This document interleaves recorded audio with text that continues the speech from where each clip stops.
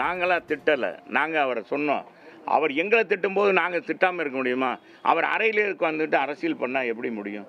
எங்கள் தலைவர் பொது வாழ்க்கைக்கு வந்தார், எல்லா இடங்களுக்கும் போனார், வச்சார். அவர் போனாரா? அவர் போகிறாரா? வராரா?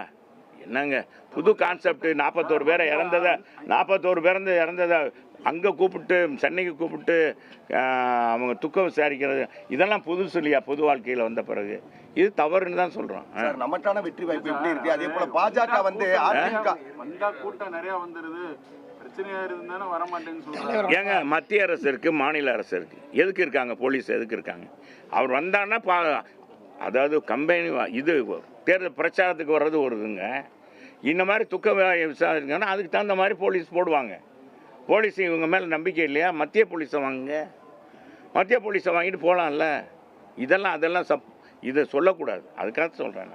நான் அதுக்கே வரல. அவரை பற்றி விட்டாச்சு. அவர் எங்களை நேரத்தே சொல்லிட்டாங்க. அவங்க வாபஸ் வாங்கிட்டாங்க. எங்களை பற்றி பேசணும். அப்புறம் நாங்கள் எதுக்கு பேசணும்? நீங்கள் இந்த போட்டு வாங்குறதெல்லாம் இருக்கக்கூடாது. நான் ரெடி. அருமை அண்ணன் எடப்பாடி பழனிசாமி என்னை சேர்த்துக்குவாரான்னு திரும்பவும் திரு ஓ பன்னீர்செல்வம், முன்னாள் முதலமைச்சர், உங்களுடைய முன்னாள் ஒருங்கிணைப்பாளர். சரி, இது நீ இது என்னன்னா ஊடுசால் ஓட்டுறாரு. நான் என்ன சொல்கிறேன், நான் இதை பற்றி கேட்குறேன். அவர் கேட்குறது யார்கிட்ட கேட்கணும்? நான் சொல்கிற கேளுங்க. யார்கிட்ட கேட்கணும்? அவர் எப்படி கேட்கணும்?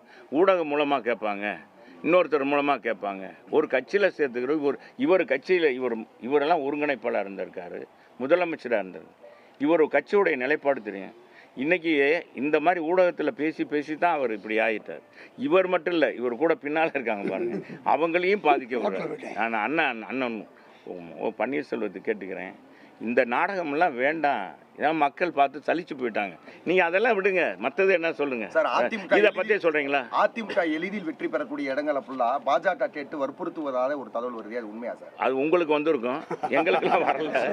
அவருக்கு வந்திருக்கு போல இருக்கு. அவர் அதனால அதை கேட்குறேன். இவருக்குன்னு தனியாக மோடிஜி சொல்லி, அமித்ஷா சொல்லி, நான் இதற்கு என்ன சொல்லியிருக்கேன்னா அது நேராக இவருக்கு சொல்லிட்டார் போல. ஏங்க நீங்கள் வேற பாஜக கூட்டம் அதிமுக கூட்டணி மாபெரும் வெற்றி பெற போகுதுன்னு சொல்ல போகிறாங்க. வெற்றி போகுதுன்னு மக்களே மிகப்பெரிய சுனாமி ஏற்பட்டிருக்கு தலைவரே, சகோதரர்.